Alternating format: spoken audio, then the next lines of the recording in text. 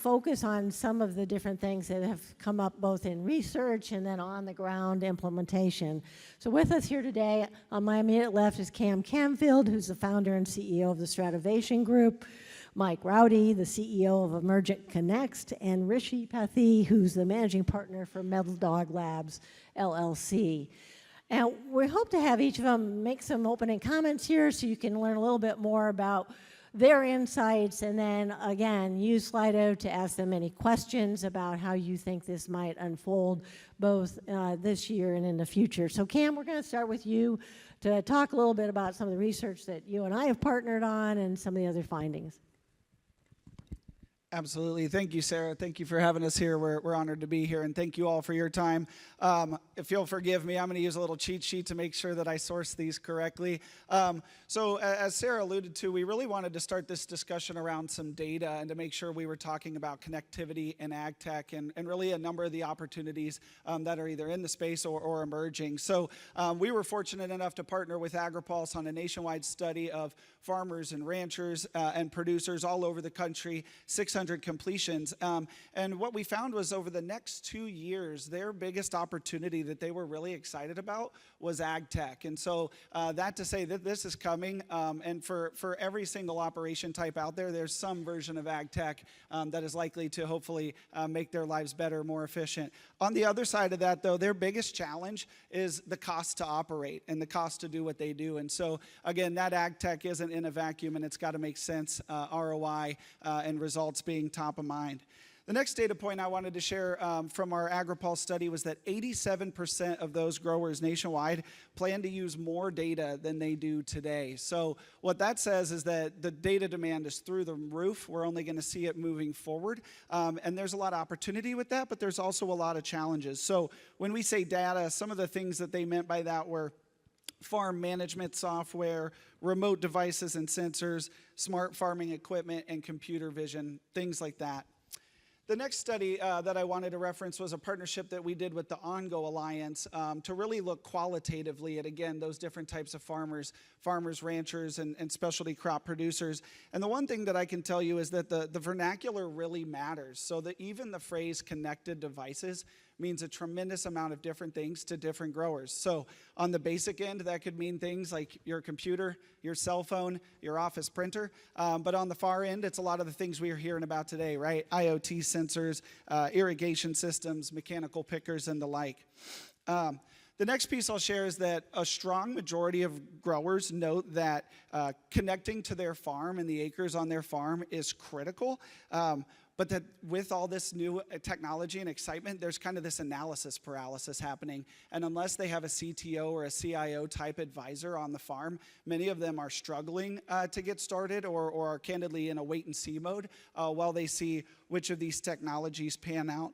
And then the last piece I just wanted to call out and thank our friends at the Farm Bureau for some of their statistics here.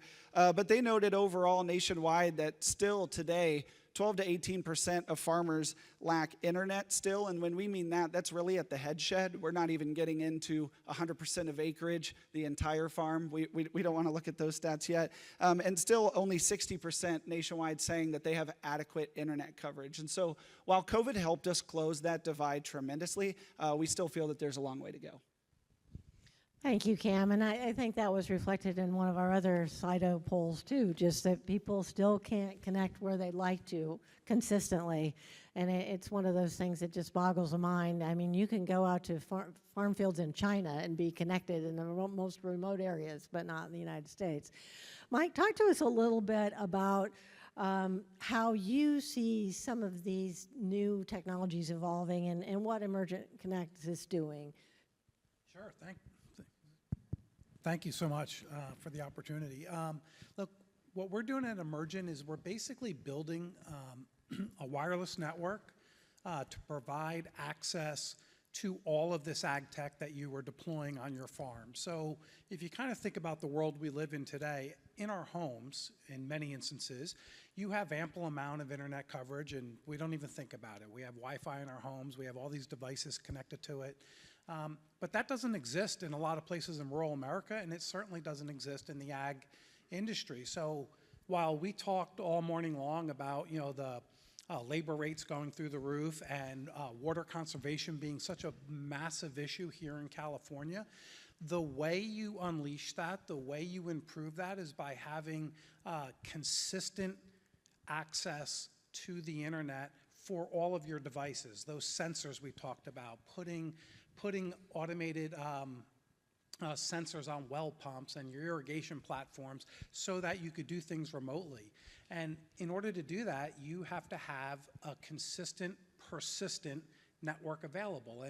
And you know, for anyone that lives in, you know, downtown Sacramento, or you live, you know, in suburban areas, you don't even think about that. You don't take for granted the fact that your phone isn't always on. You know, if anybody has a child, if the internet goes out for more than 2 seconds, their heads will come clear off their body.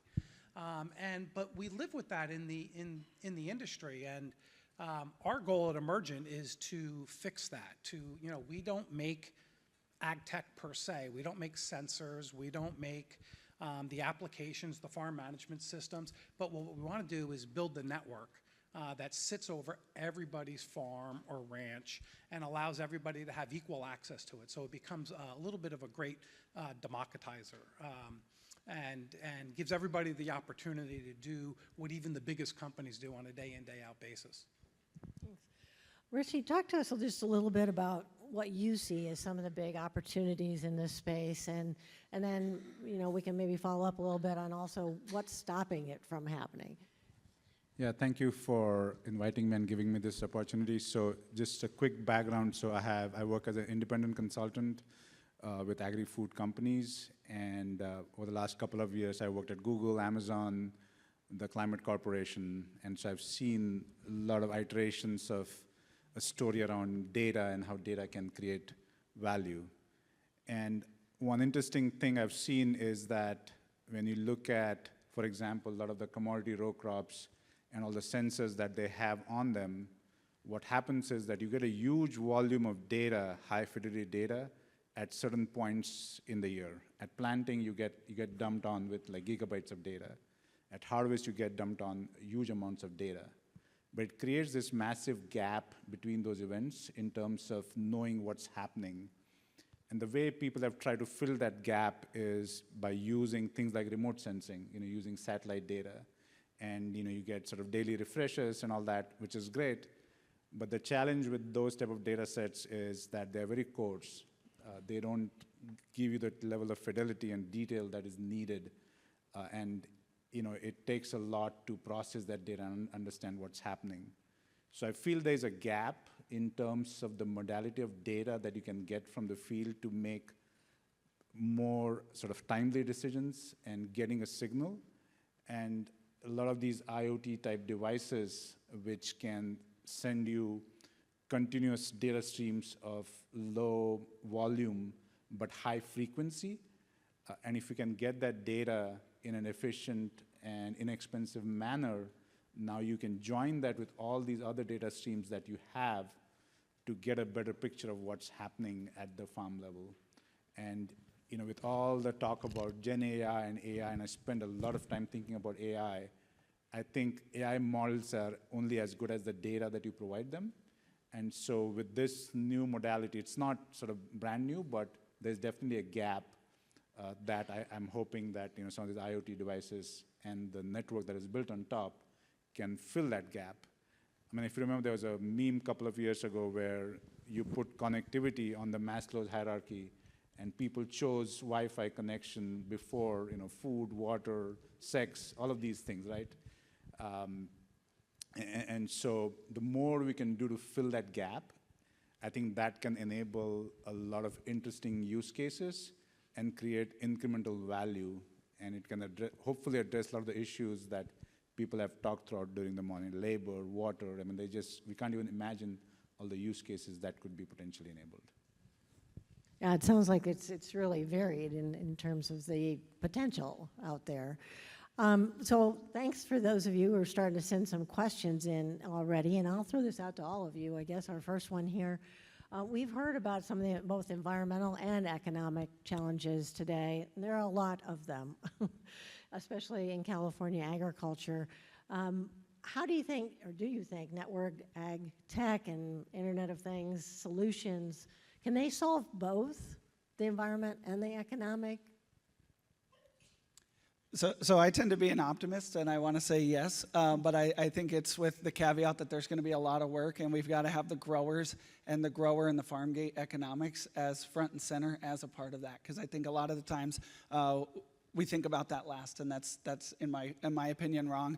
But no, I think there's kind of a couple of different trends happening, whether you call it sustainability and regenerative ag and the traceability movement, and then IoT and ag sensors.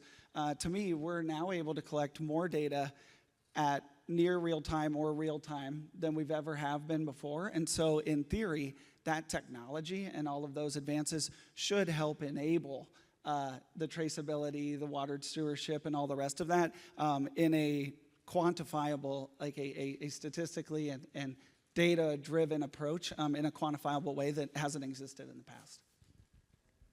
Yeah, I agree 100%. I think you could absolutely do both. And, you know, what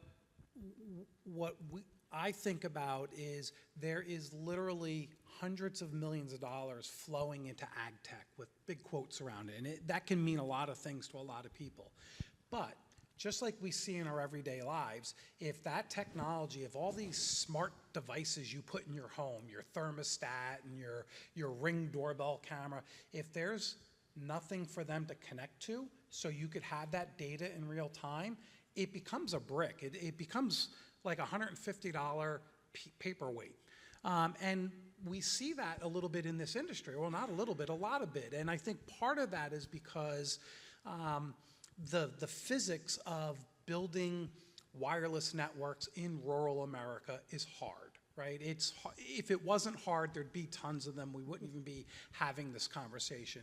The laws of physics are such that as space gets less and less dense, the cost that the amount of money you have to spend to bring those networks out becomes more expensive. So what's happened though in the last few years is there's been technological changes, there's been sort of seismic changes and secular changes in the industry, and now we can build these networks, especially if you partner between telecom companies like we're doing with our friends in the audience from CalNet who are right out here in the Central Valley, and you reuse some of that infrastructure. Well, you could build an affordable network that all of this ag tech connect to. And then the way I always like to think about it is the network itself, having internet for the sake of internet is just another piece of tech. But when you could take all those sensors and you can get real-time data, and you could see at this very moment what the soil moisture level is in my field, so I know if I should water more, water less, what the chemical composition is. If you're on the ranching side of things, if you have pure, you have real-time data on animal health, that's a game changer, right? You don't have to go get the data. It's coming to you, and it's coming to you on your iPad. That changes the environment, it changes the economics, and it makes all of the investment that you're making in ag tech that much more, that much of a higher payback. Your payback, your ROI goes through the roof. Yeah, I think I agree with what you guys are saying. Just one additional point is that, yes, you need the network, and then you also need, to your point, Mike, you need real value-added use case that will be enabled. Because if you don't have those, then nobody's going to adopt those things. And between sort of an environmental and economic problem, my belief is that first you need to solve and show economic value. If you cannot show that, it's extremely difficult to have sustainable change purely based on an environmental value that is being shown. It has to have some economic value for the participants in that business. Only then I think it can be sustainable for the long term. So let me just throw out the obvious for some people who aren't as tech savvy, and that is you can clearly see the labor savings that could be an outcome here, but how many people are also going to need to hire data analysts or people who can then peruse the data that's captured? So on the other side, you're going to need more people to Or can it be done through AI, perhaps? I mean, we're going to be capturing that much more data through these systems. Then how do we analyze and manage it? Yeah, I think that's a real challenge in terms of, and you talked about sort of the gap in terms of the lighting up different parts of the field. There's definitely a gap in terms of having the right skill sets to be able to take in all that data and make sense of it, right? Because data on its own is not very useful. I mean, I worked at many companies before where you would say, okay, we'll get data, we'll get users, and then that'll turn into dollar signs, right? You're missing a very big piece there where you have to actually convert that data into valuable insights, which actually creates economic returns for the person who is giving you that data, right? And so how does that process happen? You need those skill sets. And it's not just pure data scientists and analysts. It has to be a combination of subject matter experts who understand the agronomy, the working conditions, the crop cycles. Combine that with these analysts and data scientists. I think you cannot have one or the other. You need to both to work together to actually create that value. And that is a real gap in terms of skill sets that we need, especially on the technical side. And is that individual or entity, are they going to reside at like an ag retailer level? Or are we going to have more consultants? How do you see this playing out, Cam?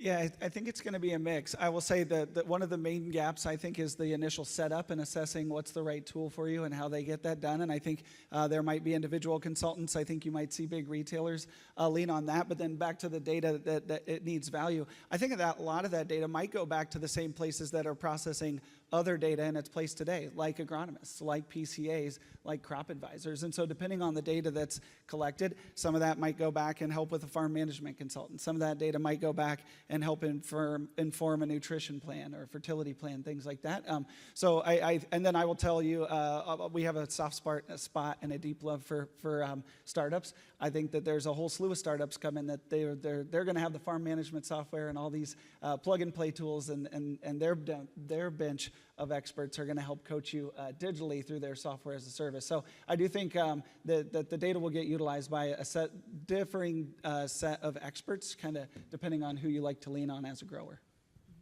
Mike, did you want to add to that? Yeah, I think, data can be overwhelming. We all suffer from it through paralysis. We get paralysis, but just think about where we are today in our personal lives. You'll buy a car online without ever seeing it. And I think that's just because you become used to it. Within the ag industry, that same curve has to go through. But if you kind of think about, we literally just launched a project with our partners CalNet and Terra Nova Ranch with Don Cameron and their team to fully automate several of their fields from an irrigation standpoint. And if you think about that, that does two incredible things immediately, and it doesn't require an enormous amount of data AI to do that. They can now water the fields from an iPad or from a computer. You don't have to send a team of folks out there to go turn on pumps and redirect the valves. So that saves in the labor that we were talking about this morning. And of course, when you can do that all remotely, your conservation of the water goes through the roof. You have the ability to turn it off in real time. You don't have to drive 45 minutes to get back to the pump, or God forbid the truck breaks down or the tractor and you can't get there, or you simply forget. That allows you to not only save in water and reduce your costs there, but you save in your labor, and you don't need AI to go do that, right? You could just start with the basics, right? I always like to say, especially when I'm talking with my kids, hey, sometimes you got to trick them into doing something smart. I think that's how we have to think about this, is the use cases are simple. And then as time goes on, they become more and more complicated because you're trying to squeeze that last piece of juice out of the grape. And that's where the complexities come in. So one of our questioners asked whether or not, are there any live examples of these networks? Is that the only one that we know of? We just launched. There are plenty of examples all over the place, but I think we just launched with CalNet here in the Valley this week. And that's the first example. So, but using all these things are called IoT networks, the Internet of Things. These networks are not new. We've all heard about smart cities that are driving tens of thousands of dollars out of their operating costs by becoming more efficient around lighting. And think about, like, in this industry, propane tank monitoring. Instead of sending a truck out there full of propane, and you come to find out that, lo and behold, it's full, and I wasted a trip, and I wasted time, and I wasted gas. The beauty of these types of networks, when they're pervasive, is you could see that in real time, and you could be more efficient. You don't have to dispatch. And I think when a company like mine is going to build a network that is purpose-built for not only the ag industry, but rural America, you start to come up with your own use cases. You're like, what about this? What can we do this? Can we put these types of devices out there? And literally the sky becomes the limit. Rhishi, have you worked with any other networks in agriculture like this? I know you work with a lot of different agribusinesses. Yeah, I think, one of the things, and it's something, Mike, that you mentioned, when you sort of bring these type of solutions to market, for early adopters, either they sort of believe in it, or they should be able to see the value very clearly, right? If it is fuzzy, if value comes, 10 years or even 6 months down the line, the adoption becomes very difficult. I mean, that's why most of us don't eat very well, even though we know it's good for us, but we don't see the value immediately, right? So I think that is a very important point. And that's why sort of coming up with easy use cases where you can see value clearly is very important. That helps with the adoption, because then people see, okay, there's value, I believe in it, let me think of 5 more use cases, 10 more use cases, right? So I think just getting that sort of snowball effect is very important. Sort of going to your question and sort of real examples, I think a lot of the examples that I've seen are sort of in a smaller setting, like it's a vineyard or a specialty crop where the per acre value is high, and at that point, the farmer or the grower or the business is willing to make that investment because a lot of things right now are expensive. And I think, to Mike's point, if you want to democratize access to these things, you really need to drive down the price point significantly so that use cases that are not available today become available tomorrow. And so a lot of the use case that I've seen is mostly sort of high value crops. Maybe somebody's doing solar or whatever, right? Like, there are different things that people have put a sensor for that. I mean, one example that I've seen even sort of in a smallholder setting is, similar to Mike's example, I have to go out in the field in the middle of the night, turn on the pump on my well, and when I go out in the middle of the night, there are snakes, it's just not safe. Now I can turn on that pump by sending an SMS message, right? Which I can do from my home, and this speaks to, this is a farmer with maybe 1 or 2 acres of farmland. They don't have a lot of money to spend on tech, but this is the price of this has been driven down so much. You just need to send an SMS signal on this little device, which is also fairly cheap.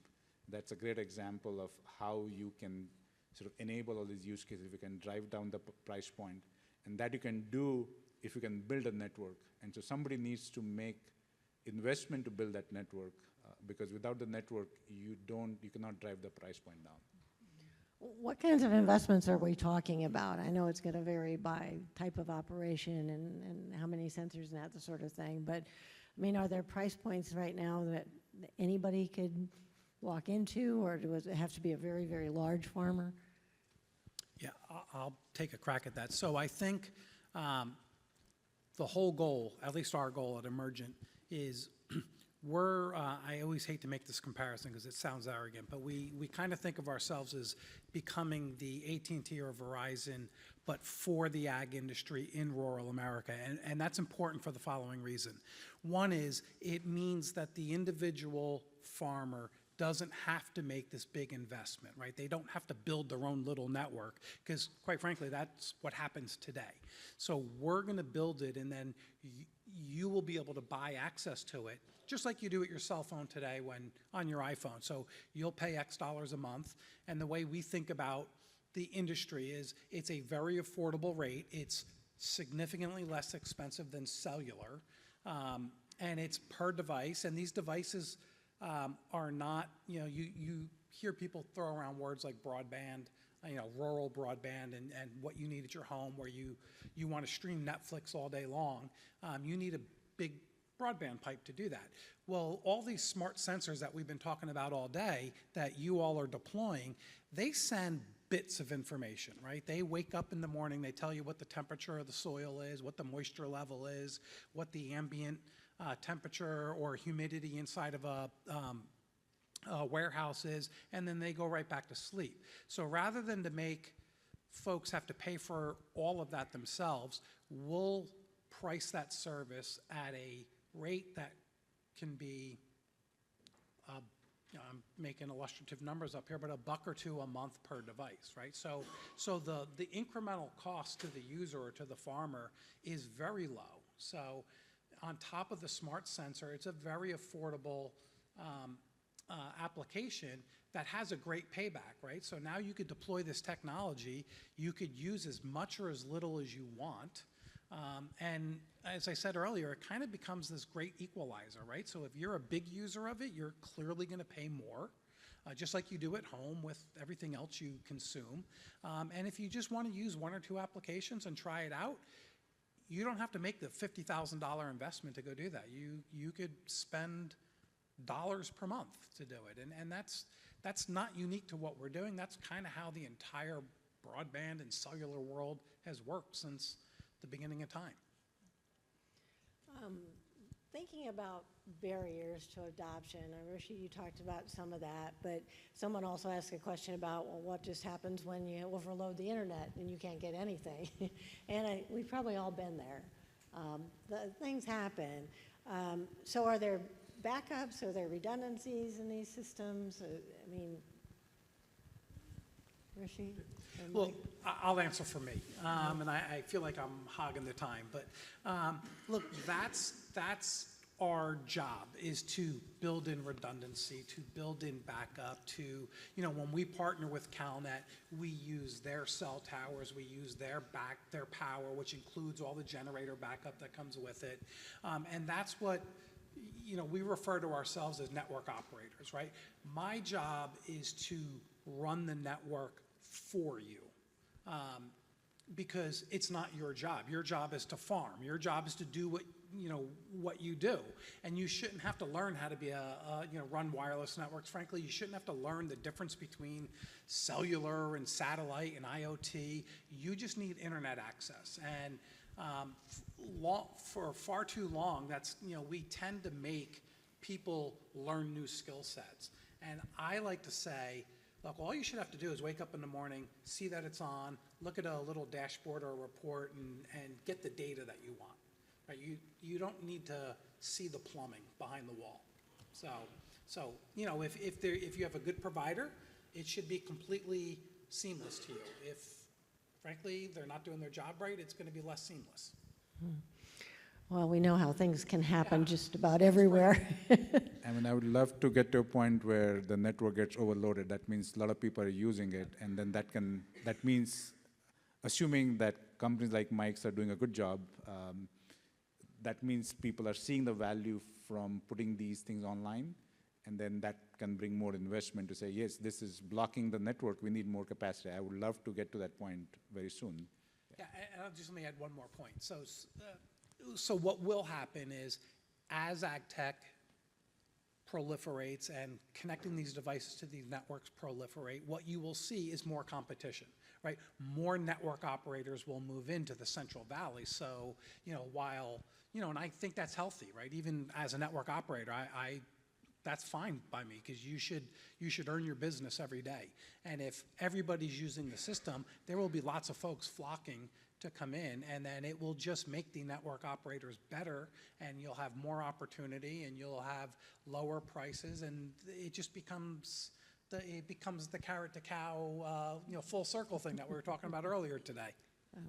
So Cam, how do you see some of this unfolding as we talk to growers about building these types of systems. I mean, I can remember, and this is just because I've been around for a long time, you know, I was asked to write about what the future of agriculture would look like about 20 years ago, and I was talking about having a dashboard in a office and being able to hit buttons where you could, you know, run your vehicles, whether it's harvesting or planting, and you could actually monitor everything in real time without leaving your home.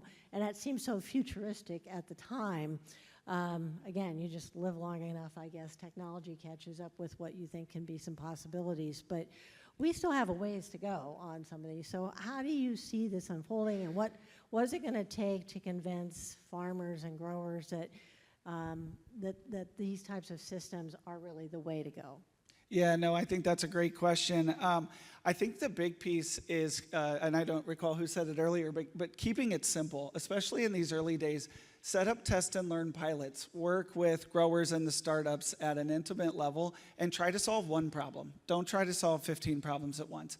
Then when you've got that one down, then you can kind of continue to stack and compound. But I think that's really where we are as an industry, is kind of this really messy test and learn pilot phase. And then as we find things that work and that the growers say, yes, this works, and yes, this works for me on my farm and economically, then we'll see that adoption. That said, though, I also think about, like, what are the key drivers of change? And it's easy to sit here and say, wow, some of this sounds like the Jetsons, or you're kidding me, like a fully autonomous acre. How could that be? But then we sat all morning talking about farm labor and how expensive and how difficult and so I would say that where we're going to see the greatest adoption of technology is where the pain is the greatest, and for the folks that really truly solve those problems in new and novel ways. And that kind of builds on another question that came in. So Rhishi, I'll let you kind of add on to this. Is the tech more applicable to specialty crops where there seems to be more of a labor challenge than in row crops right now? Yeah, I think maybe I would sort of change the question a little bit and say, and to Cam's point, like, where do we think there is more value that is realizable in some reasonable amount of time, and something that you can feel and see and sort of experience, right? So I don't want to say it's raw or specialty. I think wherever the right use case is, where you can see the value immediately and you can get the ROI quickly, I think that's where this type of technology will be applicable. I think the challenge here is that, you know, if I'm a farmer, I'm thinking about what's happening with my operation, my farm, and maybe I'm willing to make the investments there. On the other hand, you know, if you want to build a network, you need a lot of the investment upfront to enable a lot of those use cases, right? So there's a slight sort of mismatch maybe in sort of timing there, and that's why the better that we can tell sort of stories and paint a picture of how this creates ROI for a lot of different use cases, I think that will help bring more investment into building like a network. So I don't think it's less a question of specialty versus row crop. I think it's more a question of which are the use cases which are near term, where you can see clear ROI, and how can you enable them. And Mike, we talked about the fact that the energy industry has been involved in these sorts of networks in the past, and how it's just really more new to the ag industry. So make the use case for why the IoT networks are well suited for ag. Yeah, I think the use case is what we've been talking about all day. I mean, here in California, it's painfully obvious that water and water conservation it could arguably be, you know, the number one item on the table. And I think the very simple use case of automating the irrigation process does two fundamental things. It reduces your operating expense, or it improves your operating profitability, because you have these labor problems and you can automate that. And then it also literally helps you reduce your water consumption, which is good for your business, it's good for the environment, it's good for sustainability, and it allows you to then take those precious resources that you have today, whether it's labor, because I don't have as many people, and have them do the more complex tasks. If you don't have to send a truck out to the pumps and the diverters and the valves to go turn it on, then they can go do something else. So it really does become a win-win. And once you do one of those use cases and you start thinking, just like we do in our everyday personal lives, you're like, hey, wait a minute, can I do this? And the answer tends to usually be, if enough people ask that question, someone's going to come up for a solution for it. What we do at Emergent is we don't make any of these smart sensors, right? We just make the internet network available, right? So, and we're going to go build that network. When I leave this room, I'm going to go finish building the network. Because I'm going to leave here more confident that the demand and need is there than before I got here. Then the question simply becomes, I as a user, as a farmer, what can I do with it? Where do I start? And that's where what Cam said becomes really important. It's like part of this is education. Part of it is making access to the solutions available either through things like Agri-Pulse and these types of shows, or demo hubs and tech labs and that type of stuff. And then you just start with the first one. Because you don't have to make this massive investment. You could just go buy a few sensors and spend a couple bucks a month and go, oh, it worked. And then you do another one. So. Have you given any thought to, I mean, obviously water usage and measurement and efficiency is crucial, but Stuart had mentioned earlier developing a plan for when there can be groundwater recharge, and that the sensors could also play a role in trying to figure out where that should happen versus other locations.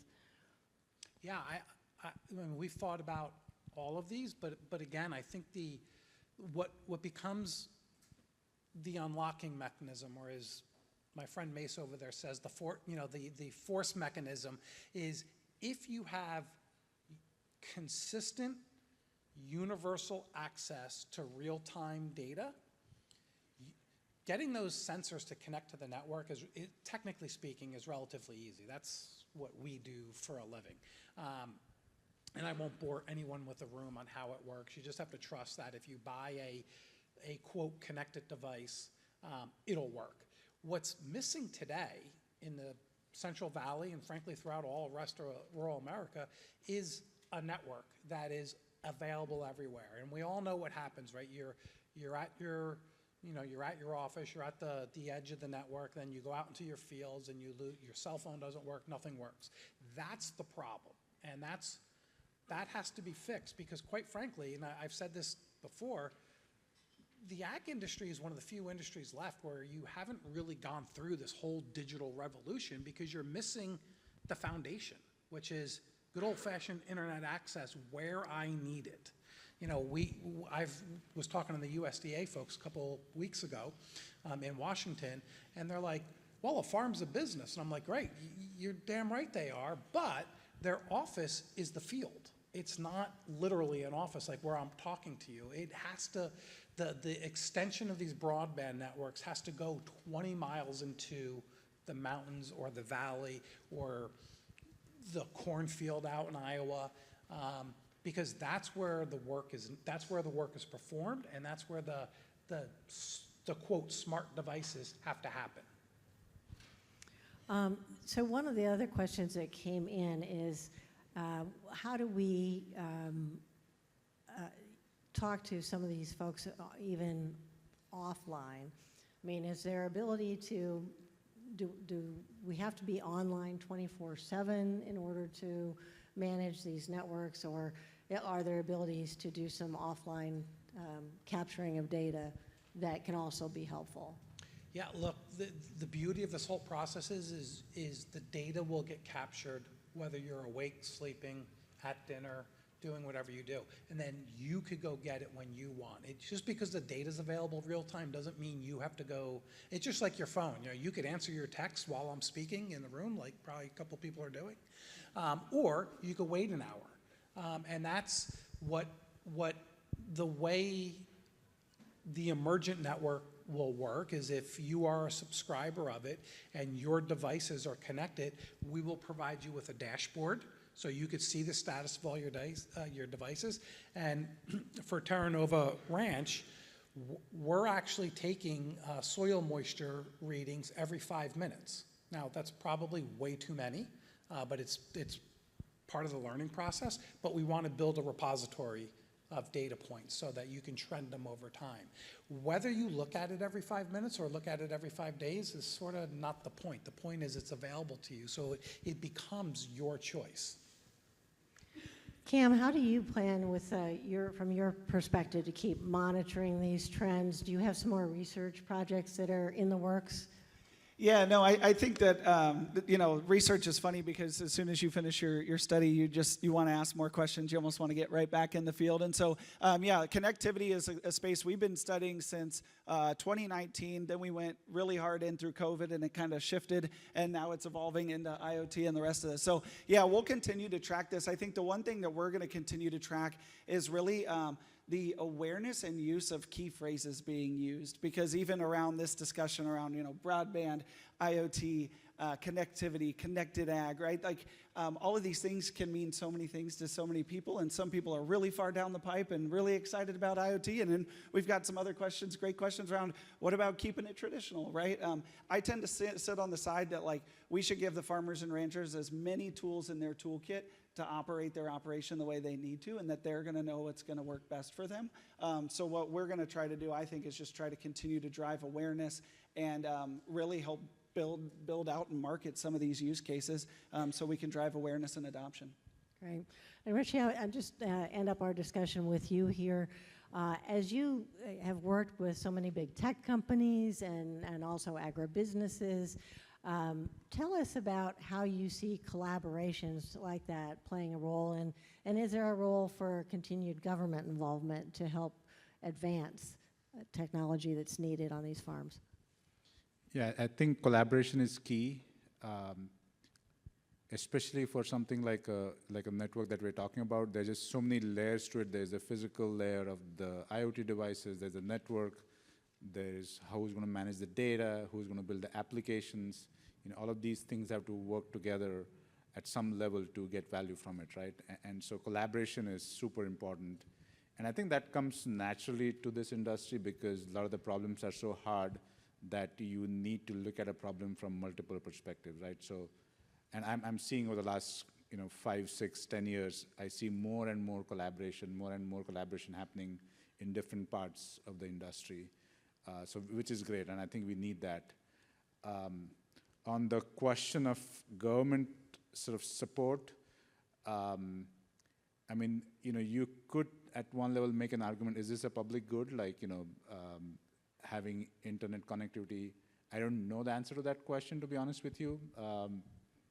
So maybe there's a role, maybe there is, ways in which around sort of maybe extension services or educating folks around sort of privacy, and maybe there are some rules around privacy that could be put in. There are already a lot of rules there, but maybe just clarifying what this means. So maybe there's a role to play there. I'm not sure if it's on the investment side or more on, just policy side. Thank you. And thanks, Cam, Mike, Rhishi. I really appreciate the discussion. Please give them a round of applause.